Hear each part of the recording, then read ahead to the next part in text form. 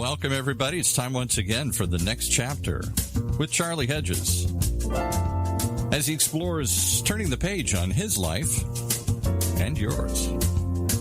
Hey, Charlie. Hey, Paul. It's nice to be back after a couple of weeks in Uganda. 1 week it has taken me to recover from the 11-hour time difference. It's been brutal. I've been sleeping odd hours and normal hours and just lots of hours. But I'm fully prepared today and really interested in our show today because I believe there's a lesson for everyone in this episode. My guest, Richard Ward, and I plan to discuss how to plan for the future in your life, whether you are 20 years old or 70 years old. First of all, Richard Ward is an expert in his field. He is a certified financial planner with a passion for helping people find their purpose in life. Richard believes that the secret to living life well and leaving a legacy is found by making contributions to our communities that help other people prosper. With more than 35 years of industry experience, Richard believes in a holistic approach to creating a financial portfolio that offers fulfillment and possibility. A published author, Richard's book, Redefining Retirement, Finding Purpose and Passion for Your Second Half, is filled with stories of people who have found their new purpose and passions for the second half of life. Although today Richard works primarily with retired business executives, I have found his thoughts to be highly applicable to people of all ages, addressing the ever-so-troubling question, what do you want to do with the rest of your life? So what do you say? Let's begin. Richard Ward, welcome to the next chapter with Charlie. Thanks, Charlie. Good to be here. It's good to have you here. You know, your expertise is right in line with the objective of this podcast, which is what do you plan to do in your next chapter in life? And we're talking your next chapter. Right. We all have one or more, and it's important to talk about it and think about it. Yeah, we have one or more, that's for sure. Yeah, as I will say later, I've probably had 6 or 7 careers, so I'm in the or more section. Yeah, most books have more than one chapter, and I think we all get them as well. Yeah. In reading, I found that you are fond of using the phrase, what do you want to do when you grow up? Can you tell me what you're talking about when you're talking to adults on that? Right. I think everybody remembers being asked as a child, what do you want to do or what do you want to be when you grow up? And we had our answers of being a fireman or policeman or some exciting field. Of course, most of us didn't go into that ultimately, but we did progress through life and look forward to becoming something and doing with our lives. But, we get to ask ourselves that question throughout our life. I know a lot of people don't. They get a little stuck in their routine in their life as it's been for some time, and they don't really look up and they don't really think about it a whole lot. But whether you're just starting out or adolescent, middle-aged, an empty nester, or going into retirement, you really do have the prerogative of asking, what are you going to do when you grow up? And you get to answer that question, and you get to look forward to something really great that you get to do in the years ahead. And I think everybody ought to look forward to the next chapter in their life and what they're going to do next.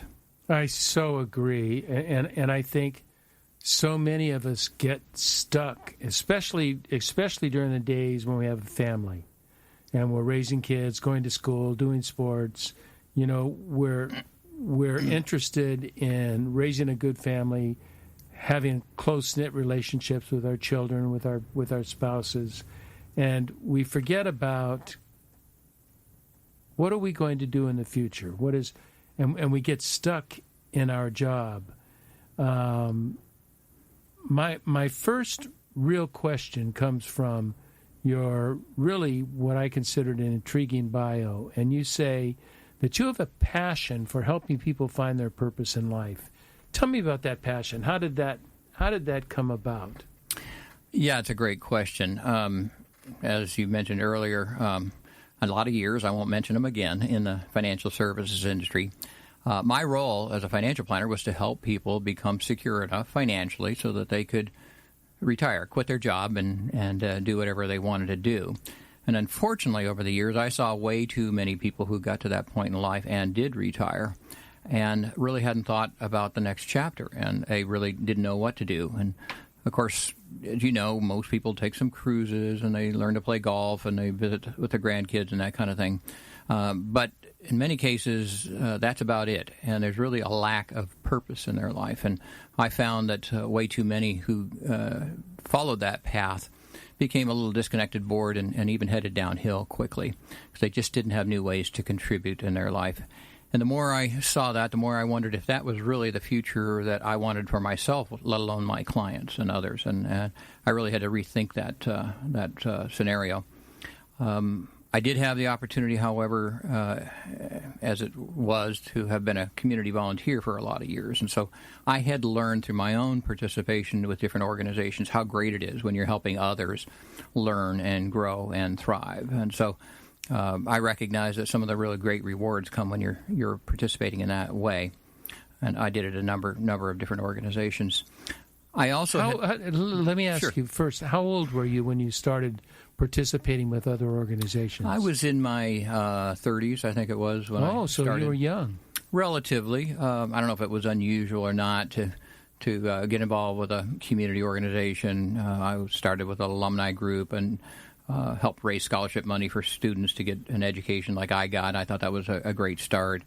I worked for a number of years with the New Performing Arts Center and exposed kids and others to the performing arts, and it was great to see kids get excited and turned on by something new that they hadn't experienced before. And later on, I was able to witness how great it is when a disabled adult got his first paycheck because of the job training skills he got through Goodwill Industries here in Orange County. So I really got to see firsthand over those years how people really benefit from this kind of opportunity. And I don't mean just the people getting the paychecks or the experiences, but also the donors, the volunteers who are helping these folks. They get great rewards by participating in this area and seeing the benefit of their efforts. So that was really instrumental in my development. I also got to hear from some very experienced business people. One particular program I attended was with a number of people who were very successful in their businesses, but they got to a point in life, as they described it, where they were really not as fulfilled any longer with just doing another deal or making some more money. And they had been on a search. They were on a search for what was going to be fulfilling for the future and for the rest of their lives. And I heard them talk about how they had discovered ways to use their skills, their business success and experiences to get involved and make a real difference in the lives of other people. One was an organization that a home builder had founded here in Santa Ana to help build homes for people that had needs in that area. And it became so successful and so impactful for him that he went off to do that in Africa as well. I don't know if it was in Uganda, Charlie, but it was in other parts of Africa. He took this mission and started doing that work. The long and short of it was that I heard some really powerful stories, and I thought it was the coolest thing I ever heard, was that people were actually taking their experiences and skills and resources and repurposing them, getting involved with something new and different that was really meaningful for them. And it had a great impact on their family's life and their life for the rest of their years. And I thought that was what I wanted to do. I wanted to help other people find these kind of answers as well for that part of their life. And so that rather than enable them to sit around and get old fast in retirement, I could actually help them find what was going to bring the next source of purpose into their lives, what was going to help them continue to grow and evolve for the rest of their lives. And I thought that was a pretty good course for them, and it was probably going to be a pretty good course for me as well as I went through my the rest of my career and on. That was, I find the same thing when I'm working with Wells of Life, that there are, working with the charity, charities are filled with compassionate people with not a whole lot of business experience, enough to take the charity to a certain level, but as the charity grows and hockey sticks, it starts needing more and more administrative business acumen involved. And as I begin to work with Wells of Life, that's one of my roles, is to work with our CEO, who is quite adept at doing this, and the two of us together work on it. But, one of the most exciting things is when we do, every August we take a donor trip, and people donate $6,000 for a well, gives water to 1,000 people for 20 years in rural Uganda. So, and these are people who are drinking water that you wouldn't put your finger in, that the water they're drinking. They all have diarrhea. They all have some kind of waterborne disease. And when you go to a village, after you have donated to them and given them, and they now own the well, we don't own the well, the excitement that you see on their face is life-changing. You are never the same. They give you gifts of chickens and pineapples. They give you actually a chicken. We never figure out what to do with the chicken. But they will give chickens, they will do dances, they will do songs. And it is so enriching to see what you get when you give. Yeah, I can't say in my volunteer career I've been given a chicken, Charlie, but I can tell you that you do get those rewards. I mean, to see and hear the descriptions of how people have gotten a start in life or how they've gotten the opportunity to do something new and what they've done with that is so rewarding. And that's the point, and that's the real benefit to people. It's what generates this sense of purpose in one's life. And it's really something that I want more and more people, certainly my clients and others, to experience if they get the chance. Because once they do, they won't give it up. You know, you wrote, because I'm catching from what you're saying here, and that you wrote that you believe that the secret to living life well and leaving a lasting legacy, which we'll talk about later, is found by making contributions in our communities that help others. So are you then... It seems to me you are suggesting that our purpose in life really is to serve other people, not to be self-serving. Well, I believe that, certainly. Look, we all need to take care of ourselves and put food on the table and take care of our families, that kind of thing. And that's one of the primary responsibilities I have when I'm helping people with their financial plans, certainly. But I really believe that we evolve from success to real significance in our lives when we are changing our focus from our needs to really helping other people. That's when we earn those rewards that you were describing there. That's when we get our chickens. We get the opportunity to really make an impact in the lives of others, and that's where meaning is often found. I'm not going to say for everybody all the time that's the only place that they can find some purpose in their life. Of course not. But for so many, I think it really is a great place for them to find it. And if they don't know where to find those rewards, that's a great place to start looking, because there's so many opportunities and so many places that they can be useful and give of themselves. And you don't have to go to Africa. It's just in our local communities. That's right. Right here in Orange County, there's lots of needs. There's lots of great organizations that are doing terrific work. Lots of places for people to donate some time, some expertise, and of course some money if they have that. Yeah, money always helps. It always helps. It always helps. You know, something I quote frequently is from Aristotle, and Aristotle wrote that a person's purpose in life is to contribute to the value of society. Now, I don't even know how long, that was like 3,000 years ago, right? Maybe 2,500 years ago. You weren't around then, were you? And, I'm old, but not quite that old.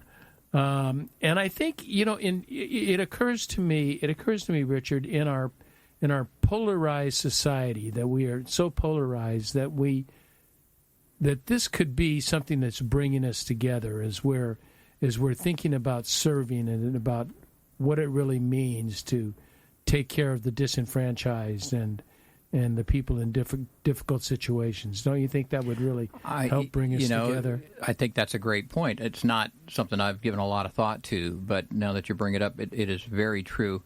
You know, I serve on a few boards and committees and that type of thing where we get together and work on these issues and these kind of problems. And, of course, there are diverse people from different backgrounds that have different thoughts and different emotions. I'm certain they have different political views about what should go on in the future. But, you know, that doesn't really come up in those environments. In that case, where we're working on the problem, working on the issue. We're bringing our best efforts to the table and trying to help out. And that's the focus, and that's really what we get into. And it's very rewarding to work with talented people like that who want to contribute. And you can leave the politics till after work someplace in the bar, I suppose. Yeah. And the more we humanize this thing, the more that we're talking about dealing with people and people's real life, that it just is so empowering and so encouraging when you have an opportunity, when you're given an opportunity to serve and to offer assistance in somebody's life. I talk quite frequently in this podcast about Richard Rohr and his book Falling Upward, and he talks about first half of life and first half living and second half living. And first half living is about, intentionally, and it's okay, it's about building the ego. And that's giving us self-esteem, giving us self-confidence, giving us the ability to do it. But second half is in taking that ego and giving it away and giving it to other people and being transparent and not being so focused on myself that I'm focused on other people and other situations. I'd say that's right. I think that pretty much describes the route that most of us are on. Obviously, young people get involved with helping organizations and volunteering as well. Yes. But you're right. We go through the first half of life. Bob Buford called it Life 1 and Life 2, really, and in his book Halftime, that many people are familiar with. But Life 1, we're learning about how to take care of ourselves and our needs and our families and that type of thing. And Life 2 is really about how we are serving others and helping make the world a little bit better. And unfortunately, there's no university for that. Yeah, there's no university for that at all. That's not talked about in universities. I think, it becomes more apparent now. I was going to say it becomes more apparent as you grow older. As you grow older, this becomes a stronger emphasis in your life. However, I see so many millennials that I meet are really interested in service, that they're really interested in helping other people. I know in our organization, half our organization in the United States are millennials. They're 25 to 30 years old, and they may be too young to be millennials. They could be Gen Zs, I think they're calling them. I think they're still millennials if they're 25 or 30. I've got a couple of those myself. But whatever we call them, you're right. They are pitching in and helping out. And I don't know if they're born with that, if that's where that came from, or they were modeled that by their parents and others in the community around them.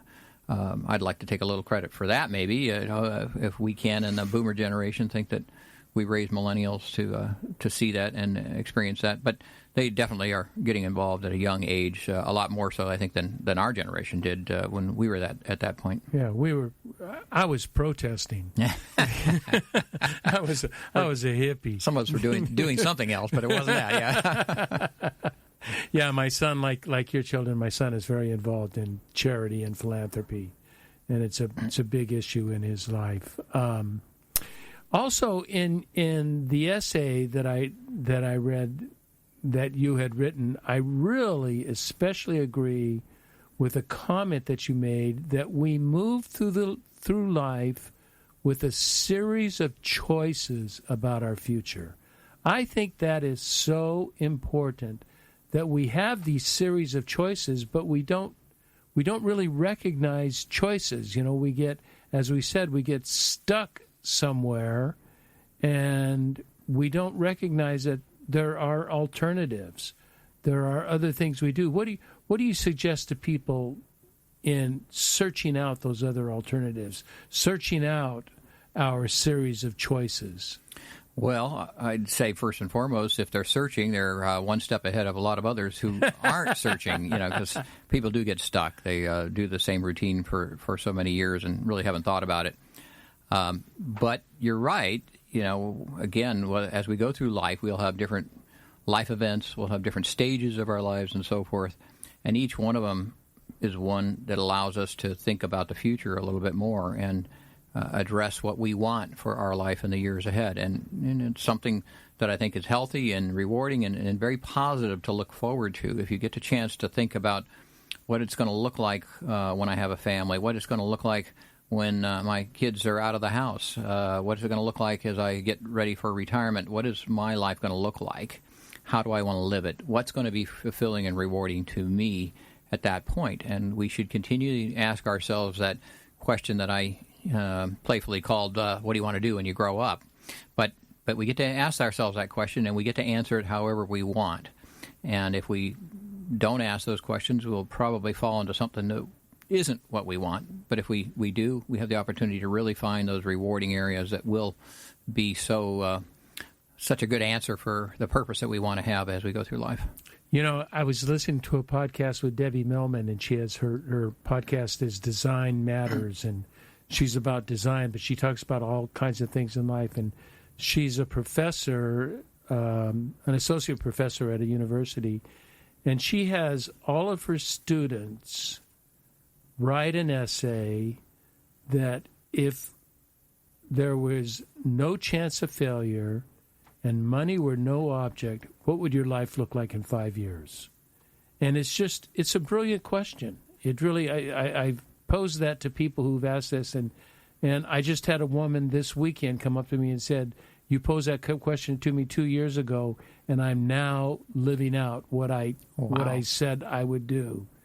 But don't you think that's a great way to look at it? Well, it absolutely is. And I ask people these questions all the time. You know, what do you want to be doing? What's your vision 10, 20 years down the road? And it's amazing to me how many people have really not given that a whole lot of thought. Yeah, and I think it's important to say, at least to look at if it were not possible, if failure were not a possibility. And because they're always going to come, oh, I can't do that. Oh, I can't do that. So the list gets shortened to where there's not a visionary aspect to it. And we want to have a visionary aspect to it, that I want to do something more and something meaningful, and I can't worry about failure, and I can't worry necessarily about finances. That finances, at some point will play a role, but that I can dream.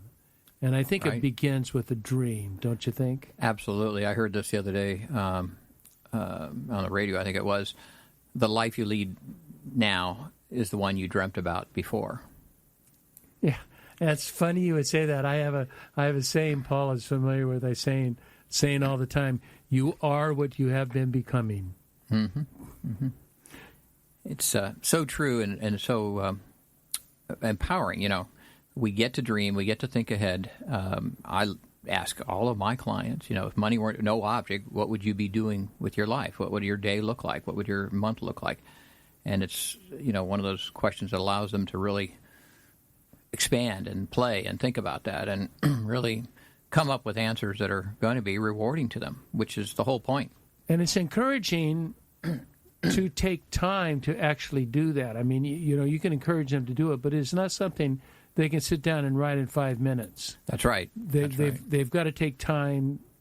We just talked in a podcast that I just published today about that I took a silent retreat for 10 days. I was 6 days of total silence, and it was completely about pondering my life and what's going on inside. What do I want to do? Who I want to become? Who am I? What's all about me inside? And that was, I took 6 days to do that. And that's not too long. It takes people a lot of time. And I think that's one of the reasons that they often don't do it. It takes some time. It takes some real effort. And, in our busy lives, a lot of people just have other things going on, other priorities, and they don't often stop to ponder that question and really think, what would my answer be? But it's so much fun to do. It is, it really, thinking about what would I get to do. So what I want to do right now is I want to take a quick break, and then we are going to move on to our second half of the show, because I'm not changing directions, but I've got an important question to ask you. Okay.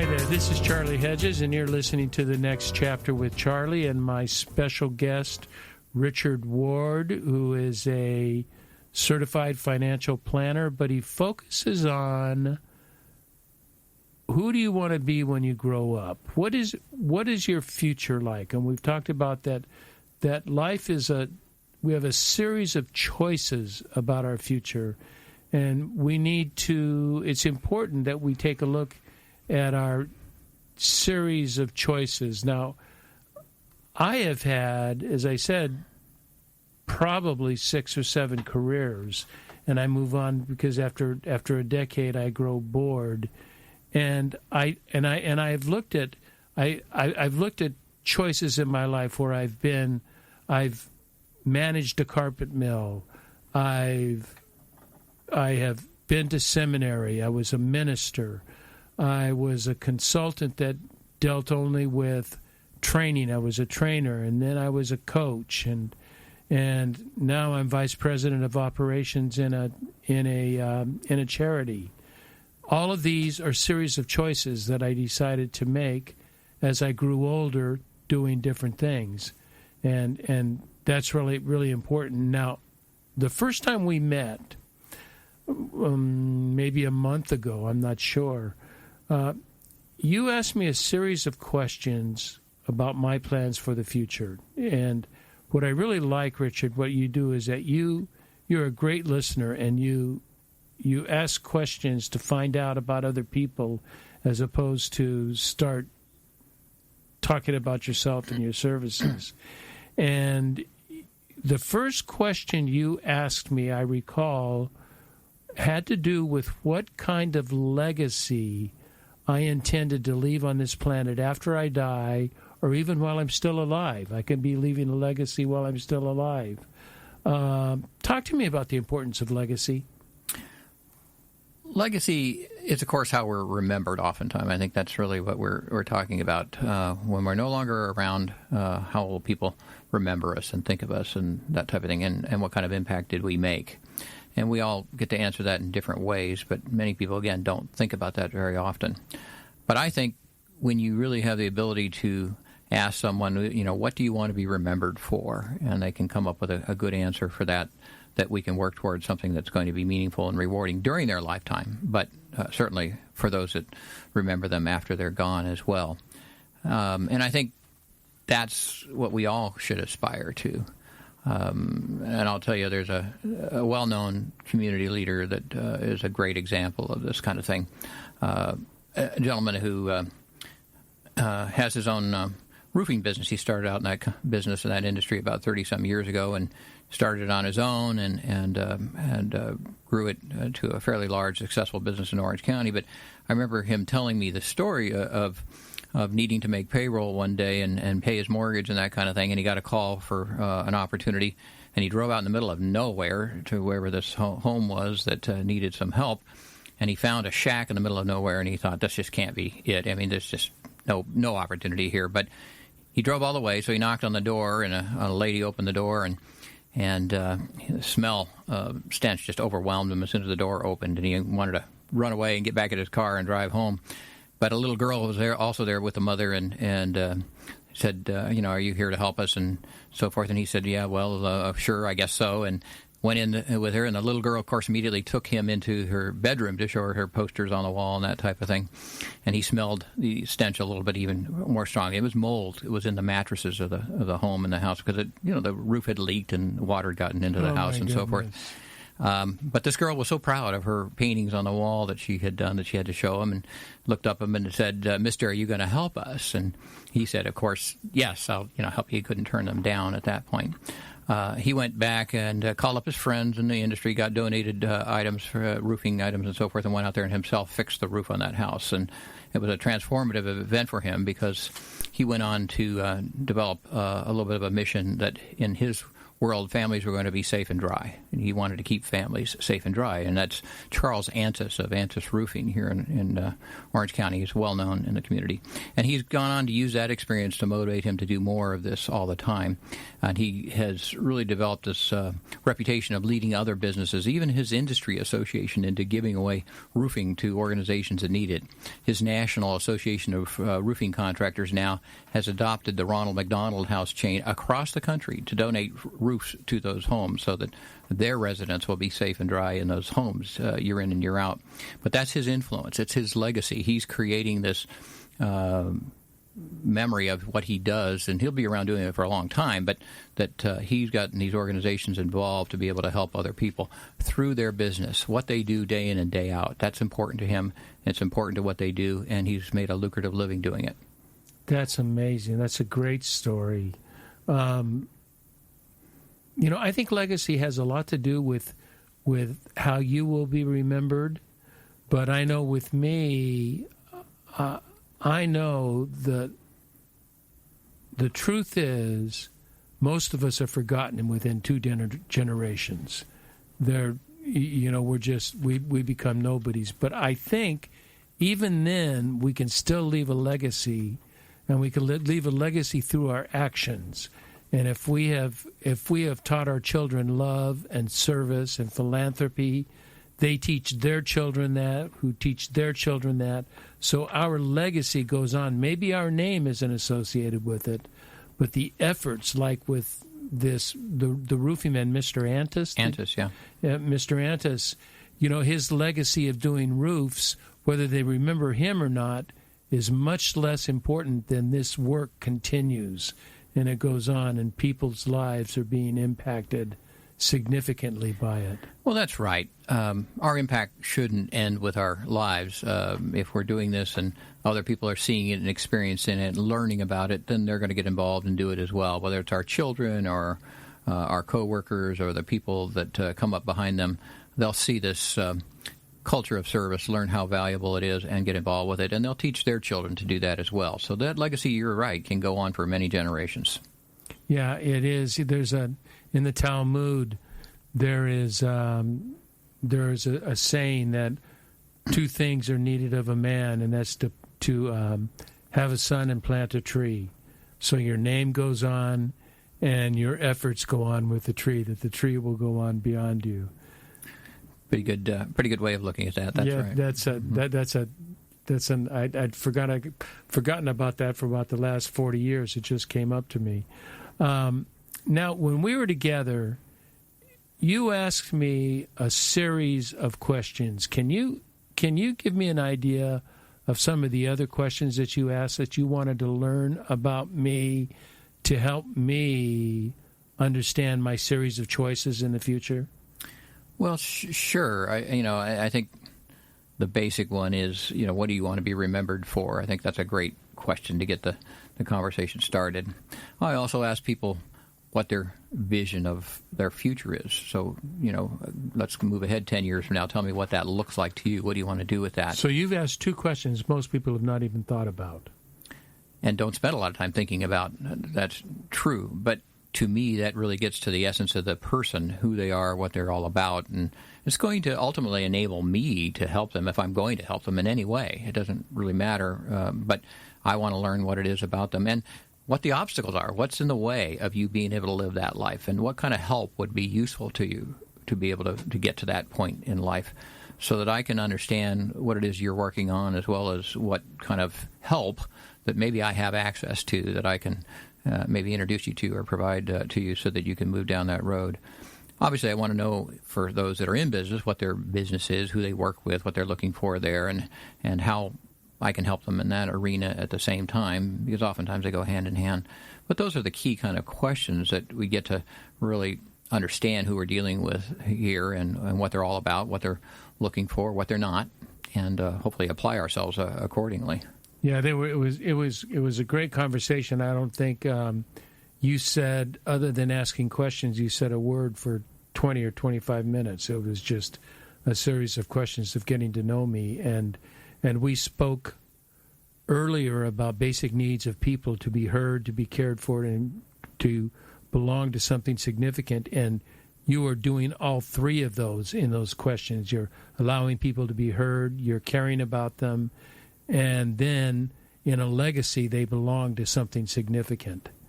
And I think that's really critical human need. Well, thank you. I appreciate it. I try hard to not be all about myself all the time.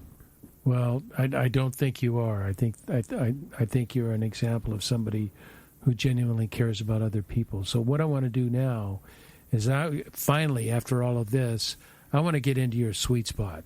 We haven't really talked about your sweet spot, and that is dealing with opportunities for people in retirement ages. That's where you're spending most of your time now.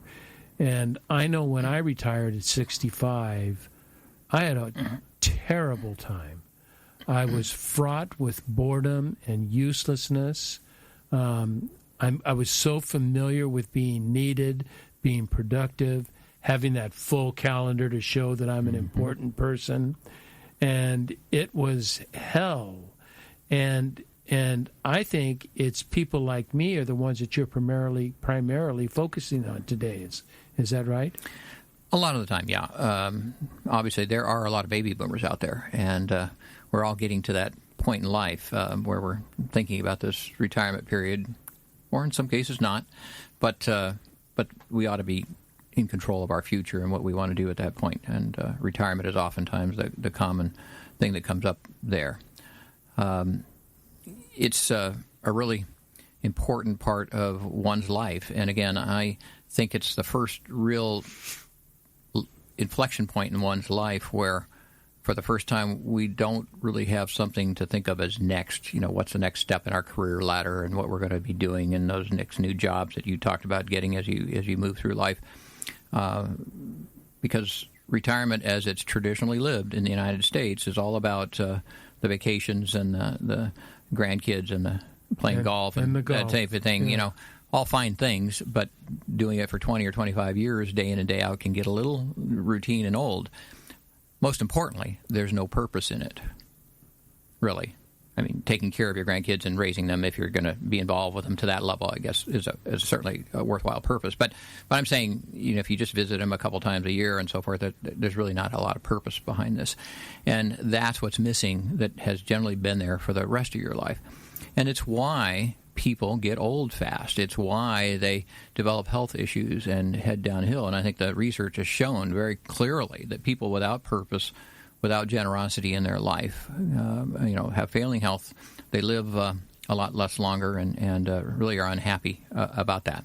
And so, you know, my view is that we should change that model, and we shouldn't be thinking about that as a end line that we're going to now coast to the end or to our passing. We ought to be looking at the next chapter of growth and development, and you do that by incorporating purpose.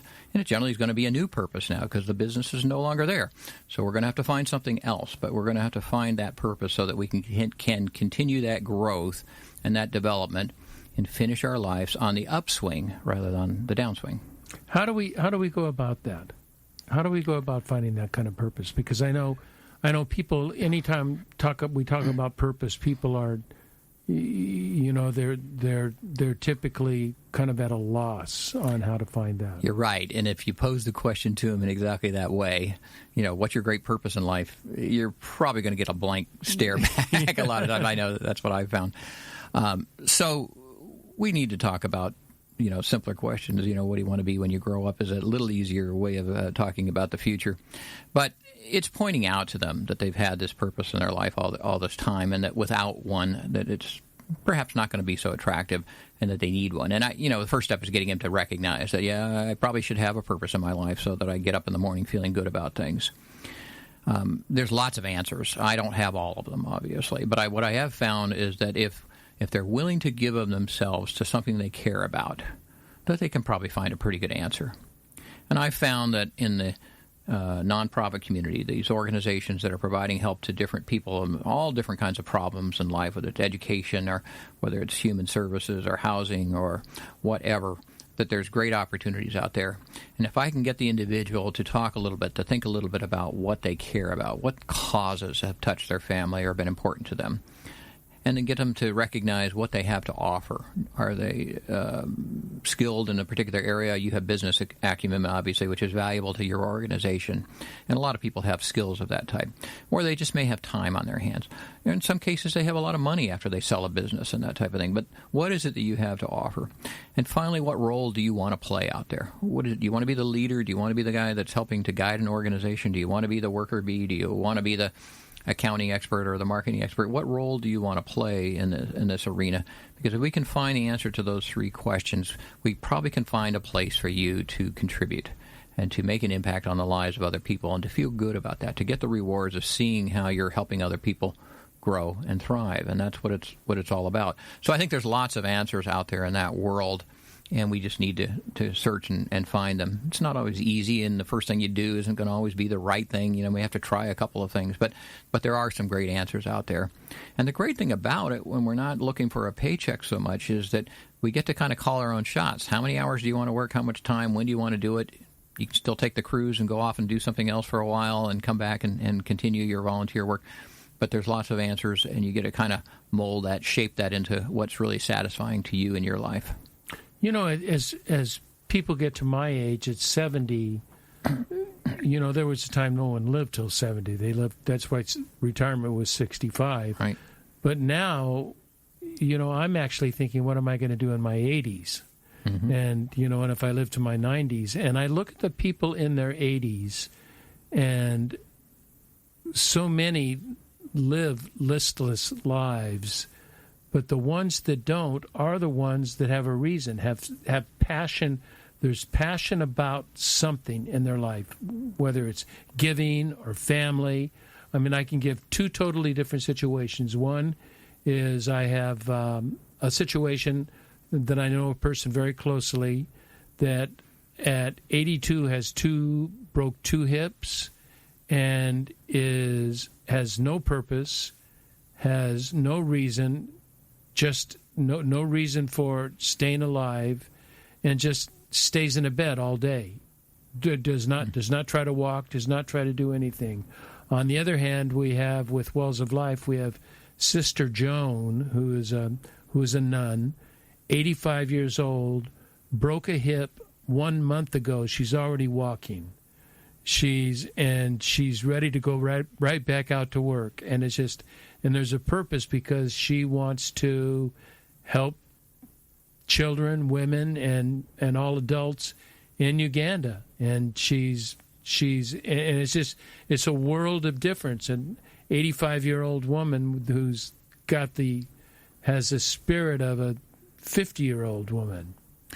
That's such a great point, and you know, I'm sure for those who might be listening in their 30s and their 40s, it's a little hard to get quite as familiar with this point that you're making. But you know, when you get to your 50s and your 60s, you start to think about that part of life. You start to think about what we call the golden years or the retirement years and so forth, and what that's going to look like for me. How am I going to go through that part of life? And I think a lot of the reason a lot of boomers and others have not retired is that they look around and they see examples of those that are in their 70s and 80s, and they don't like what they see. They see these people who don't get out of bed, or you know, aren't getting out of the house at all. They're, you know, homebound watching TV 24/7, you know, type of thing. And it's not a real pretty picture of what life is going to be like and how you're going to finish your life. And you can understand why they don't want to go there. You can understand why those people don't live a long time with that kind of lifestyle. The ones who do well, that live longer and are happier, are the ones that do have some engagement, like you described. They're the ones that have purpose in their life. They know that they're making an impact on other people's lives. They have a reason to get up in the morning, and that's so critical, I think, for that. That's so important. I have one final question for you. You are an expert and experienced financial planner, but you are also an expert in life planning. Can you tell me how the two disciplines work together? What is the interaction there? Yeah, it took me a few years in this industry to really learn the lesson about this.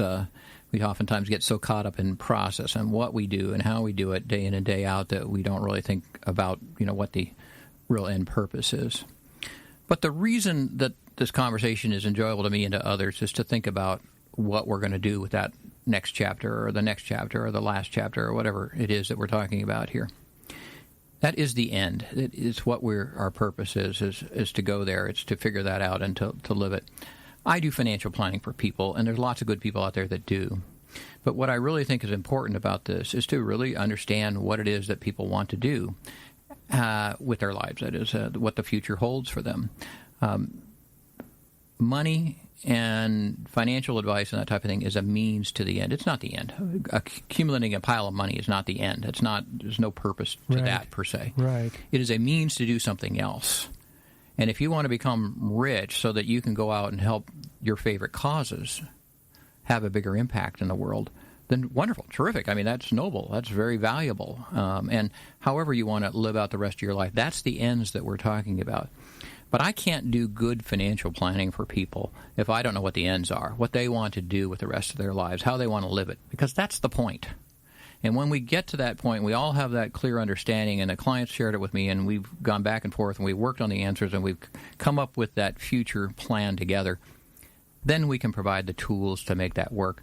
And sometimes that's very important because, after all, they do still need to take care of themselves. They still need to take care of their families and the things that they are going to do for them, the promises they've made to those individuals, and some of those causes that they want to help. And they all take effort, they take thought, they take sometimes real significant resources to be able to do. So even the middle-level executive who wants to retire and volunteer down at the school day in and day out needs to make sure his bills are paid so they can go down and volunteer every day. And it's as simple as that sometimes. And it could be much more complex, of course. But the point is the means should support the end. And that's what I think is most important. And I think we all can have a great conversation around what the ends are. The means will take care of themselves. That's a great way to close, and I think that is an extremely important point to make. That money is merely a means; it is not an end in itself. And too much in America, we think of it as an end in itself. Mm-hmm. That possessions, wealth, all of that are the end in themselves, but they are the means to something even greater, and that is, as Aristotle said, contributing to the value of society and people. Richard Ward, thank you so much for joining me today. You've been a delightful guest on the show. Thank you, Charlie. It's been a real pleasure. And I want to give a hearty thank you to all our listeners for tuning into The Next Chapter with Charlie. And be sure to check us out at our website, thenextchapter.life. And until next, this is Charlie Hedges signing off. Bye for now.